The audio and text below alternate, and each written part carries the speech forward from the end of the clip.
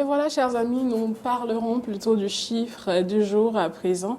De quel chiffre s'agit-il? Hier, on vous l'avait rapidement annoncé sans pouvoir pour autant s'attarder sur la question. Il s'agit de 38,5 milliards de francs CFA. C'est de cela que nous débattons aujourd'hui. J'aime bien dire qu'il ne s'agit pas de 38 milliards de francs CFA que je veux vous offrir ou m'offrir à moi-même.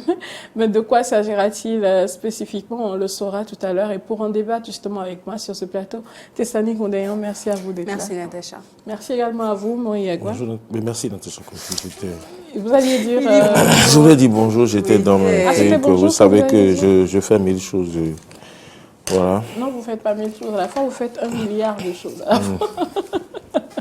Allez. Retrouvez votre sourire, c'est toujours mieux quand vous souriez. Oui. Il est où le sourire? Il est où le sourire? Il est où? Il est Alors, là. nous parlons donc de 38,5 milliards de francs CFA récolte du Bénin sur le marché financier de l'UEMOA. Oui, effectivement, marché financier de l'UEMOA, selon des infos publiées par l'agence UEMOA, titre sur son compte Twitter, le Bénin a récolté 38,500 milliards à l'issue de son émission d'obligations assimilables du Trésor soit à 60 mois. Voilà. Donc, oui, on nous parle ici d'émissions, d'obligations. Les obligations, il faut le dire, sont des titres de créances négociables utilisés par les entreprises ou des États pour emprunter de l'argent sur les marchés financiers. Et donc, c'est dans ce cadre que le Bénin donc a demandé à emprunter de l'argent et donc cette demande a été effectuée auprès des pays de l'UEMOA, excepté 2 pays qui n'ont pas participé. Donc finalement, il faut dire que le levée de fonds organisé par l'État a amené le Bénin à recueillir même plus qu'il n'en fallait. Le Bénin, par exemple, qui voulait avoir 38, et quelques, s'est retrouvé largement au-delà de ce montant-là.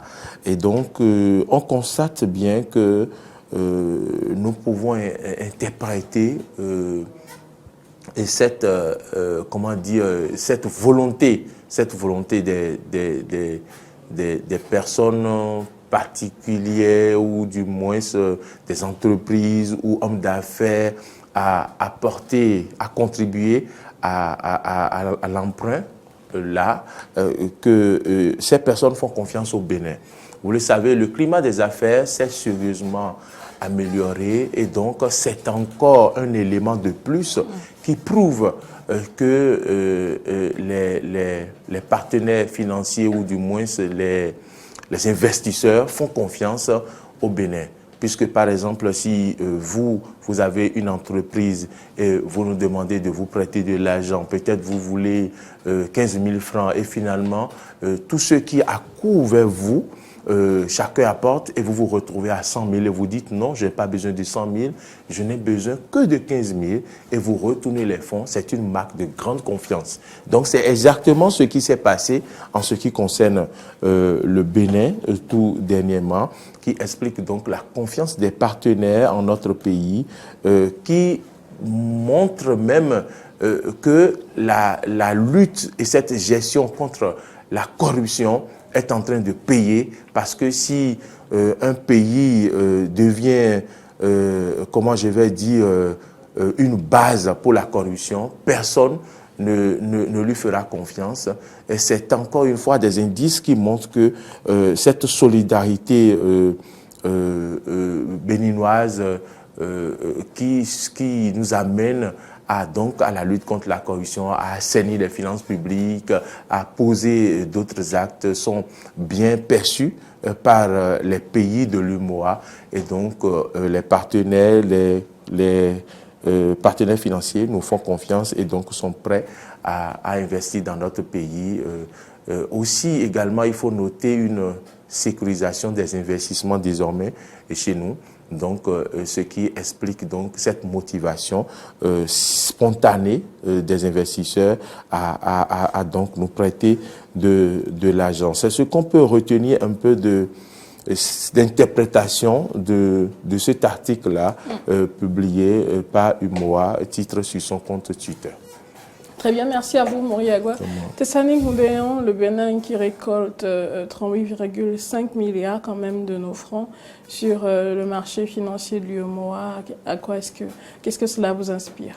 Moi, cela m'inspire que le Bénin transmet désormais une image de confiance aux investisseurs. Cela m'inspire que le Bénin, auprès des autres pays et même auprès de l'UEMOA, inspire confiance désormais. C'est vraiment l'essentiel que je retiens parce que on a déjà vu ce genre d'appels des emprunts obligataires qui ont été lancés ici, juste au Bénin, pour les personnes qui avaient la capacité de le faire et tout. Mais là, cela a été ouvert sur un marché beaucoup plus vaste et beaucoup plus grand qui était destiné à des personnes qui, si elles n'avaient pas une certaine confiance en notre capacité à faire le remboursement le moment venu, n'auraient jamais accepté d'investir autant. 38,5 milliards, ce n'est pas 30 millions, ce n'est pas 38 millions. On parle quand même de milliers de millions, justement. Il y a de quoi nous réjouir et nous satisfaire des avancées que nous sommes en train de faire sur le plan de l'économie et des finances, parce que c'est véritablement cela. Nous savons exactement où nous allons. La preuve, la récolte a été beaucoup plus riche. On est allé à une 60aine de milliards, mais le Bénin a pu dire, en fait, nous n'avons besoin que de tels montants et on récupère ce montant-là. Le reste, vous pouvez le garder. Et on sait exactement, et ça, je suis confiante, sur la question. On sait exactement à quoi nous servira donc ces fonds-là, dans quel projet est-ce qu'on investira, dans quelle initiative est-ce qu'on investira pour que ces fonds-là nous reviennent le moment venu, parce qu'on doit payer en 2025. Donc, nous sommes à 5 ans. Enfin, nous avons 5 ans, je vais dire, pour payer ce prêt-là, on va l'appeler comme ça.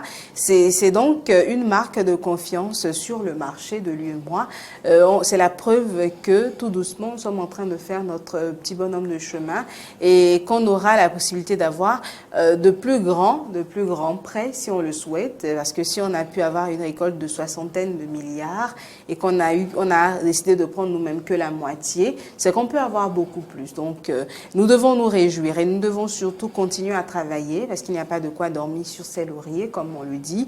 On doit continuer à travailler pour que plus de personnes nous fassent confiance, plus de personnes aient justement le courage de dire « je vais aller investir au Bénin, je vais aller dans ce pays-là pour que mon argent soit fructifié ». J'espère qu'on aura l'occasion d'en parler. Il y a désormais plus de facilité dans les démarches pour la construction et tout ce qui va avec. Je ne sais pas si c'est bien cela, mais j'ai pu rapidement le lire dans un journal. Et tout ça facilite d'une façon ou d'une autre les investissements dans un pays. Et la dernière chose que je dirais, c'est que ce chiffre aujourd'hui ne vient que confirmer tous les autres chiffres dont nous avons débattu la semaine écoulée, certains nous parlaient du positionnement du Bénin parmi les économies les plus dynamiques du monde, un autre chiffre nous parlait également de notre taux de croissance et tout ce qui va avec.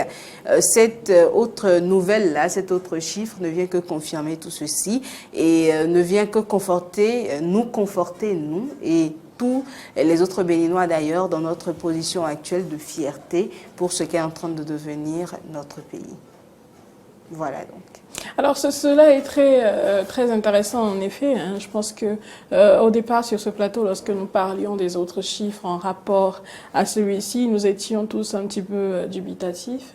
Mais il faut dire que plus les jours passent, plus l'on se rend compte de l'évidence de ce grand pas-là que fait le Bénin justement. Oui. Et parlant de confiance, nous sommes vraiment en train d'instaurer un climat de confiance, je dirais, maximal sur le plan international parce que tous les États n'auraient pas de façon aussi spontanée retourné une partie du prêt qui leur était alloué. Et si le Bénin, qui depuis quelques années maintenant est en train je vais le dire simplement crûment, crier sur tous les toits qu'il faille lutter contre la corruption, arrive à poser un tel geste, cela ne fait qu'instaurer davantage le climat de confiance. Et c'est tout à l'actif du régime en place. C'est également une grande fierté pour le Bénin. Je pense que de plus en plus les Béninois sont fiers de se dire béninois, et ce qui n'était pas le cas il y a quelques années. Nous avions beaucoup de choses dont nous n'étions pas tellement fiers, mais la donne est en train d'être changée, et tout ceci, que l'on soit pour ou contre le régime en place, il faut bien être honnête et reconnaître justement que c'est un travail véritable et formidable qui est en train d'être abattu, et toutes nos prières devraient accompagner ce régime en question, puisque c'est de la fierté de tout un peuple qu'il s'agit. Alors merci à vous deux. Merci Natacha Kofi. C'est toujours un plaisir.